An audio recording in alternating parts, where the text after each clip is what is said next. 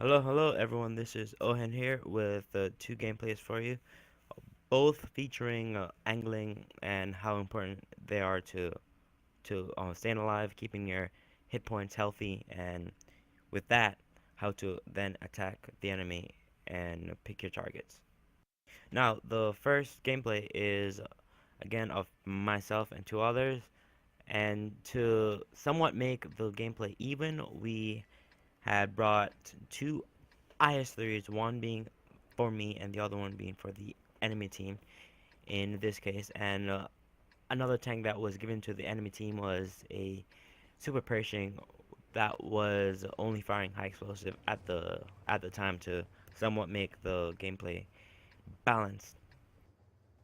Now, typically with the pike noses such as the IS-3, the 110, etc., it is very much advised to keep your front pointing towards the enemy without attempting to make any maneuvers to angle your vehicles. However, when facing off against another IS-3 or a tank that has enough penetration to go straight through your pike nose like it is butter, I definitely at times will basically bounce back and forth my tank's armor to where my tracks can come in play to absorb shots, to bounce shots, do whatever it can to help out. So again, in those cases, I just treat the front of my hull as if it was a flat surface, to where the enemy can easily pin it and try to make it as difficult as possible for them to actually do so. Now, in an attempt to try and keep those two enemy tanks in front of me, I keep backing up. However, if I continue to do so, I will get overrun because I can't back up faster than they can push forward. So instead, I charge forward and seek some shelter from this crevice right here and trying to use it as best as possible. Now, seeing this, the enemy team split their forces. One IS-3 flanks over to my right, while the Pershing stays fixed. Now, that is definitely fine and correct thing to do. Split my fire. I can only shoot at one target at a time. Seeing this, I have to focus on one target. So I switch from the IS-3 to the Super Pershing, trying to knock his gun out of the fight. Now the IS-3 actually pushed up, which was not the right thing to do. They had the advantage there, splitting my gun. I had to come out and shoot that Pershing, or come out and shoot that IS-3. In either case, one of them would have a clean shot at me.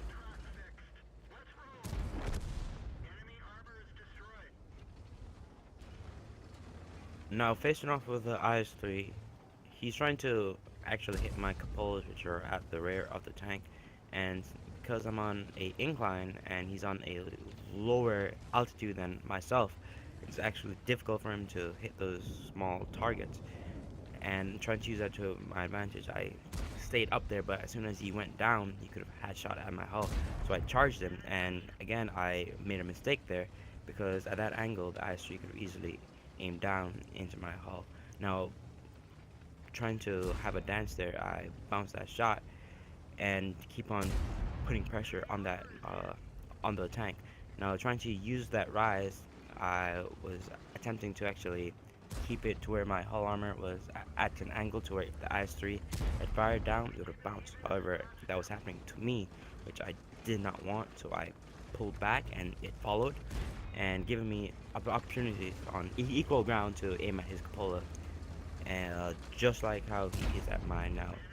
This is a 50-50 if he was gonna penetrate mine, but take a look at the aiming circle and see where it turns red, orange to green, and see where you're attempting to aim, and call your shots off that, which I did, and we won that 2 versus 1.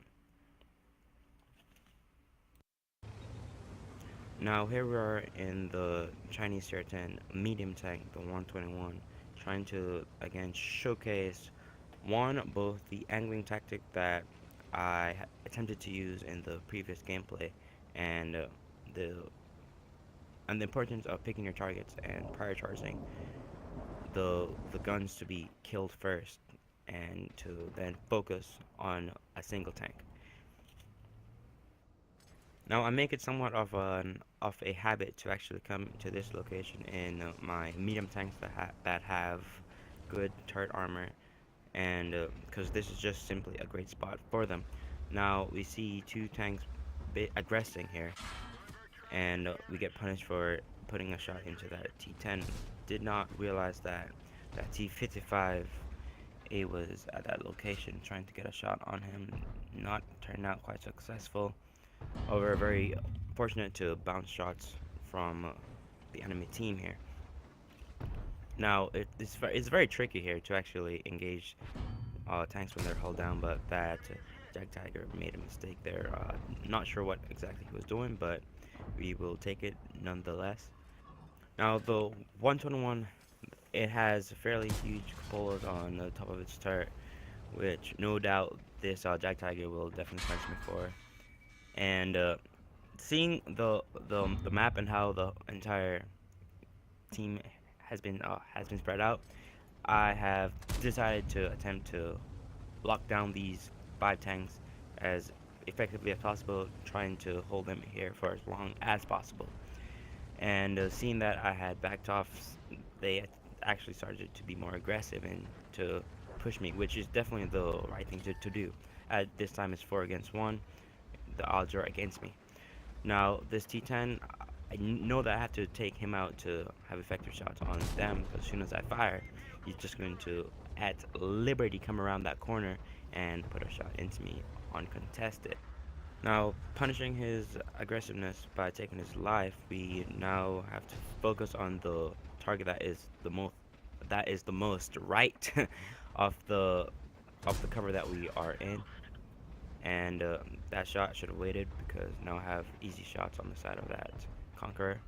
But this Jagdtiger presenting an easy target, so I take it and pulling back at, and trying to have a good angle for when they start to aggress around this corner, as I no doubt that they are going to do. I could have shot at that Conqueror at that moment, but trying to focus down this Jagdtiger to get his gun out of the game to where I can then focus on this Conqueror. Now, angling up like that, one, it increases the effective thickness of my hull armor from the front, but it also hides the cupolas that are on top of my tank, which the Jagdtiger tried to hit. Now, I'm very lucky here to bounce both shots from these tanks. Now, finishing off the Jagdtiger, I am now in a 1-on-1 against this Conqueror here. Now, he puts a shot into me. I tried to put a shot there, track him, take advantage of that, and trying to get around him. Now, that was very unfortunate because the artillery on my team just tracked us both, but I saw that we were actually both tracked, and knowing that I have a good crew, I did not repair it, just allowed it to go through its face. Now I'm trying to get as close as possible to him here. Just trying to dance around him. Now he basically pulls back there, and I was trying to use the rise again as more armor, but he pulled back too far to where I had to push, aggress, go around him, and take him out. Now quickly taking a peek behind me after spotting the artillery, just to make sure that I was not in the line of fire from those enemies to my rear, I started to aggress on this artillery.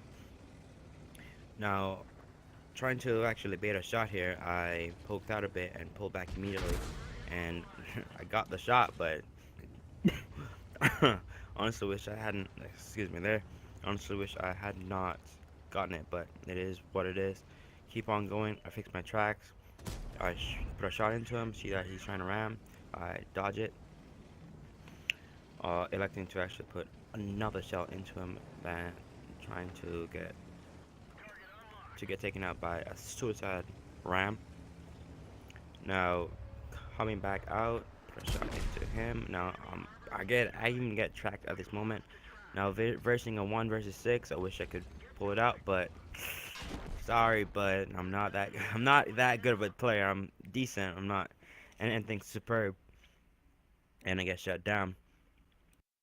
Now, I sure hope that this video was informative or at the very least entertaining. I definitely had a kick out of those two gameplays. Just definitely wanted to share them with you and the community at large. Now, I will hopefully see you later, and until next time, guys. Have a good one. Bye.